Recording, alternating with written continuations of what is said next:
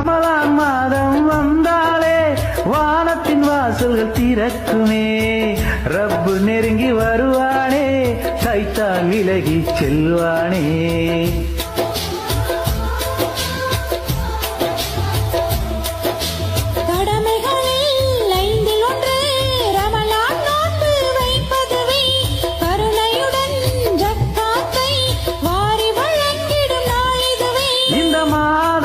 எந்த மாதமும் அமல்கள் செய்திடவே அல்லாஹ் அருள் புரிவாய். கண்ணியம் நிறைந்த ரமலான் மாதம் வந்ததே, கல்புக்குள் இருந்த பாவங்கள் விலகி போனதே.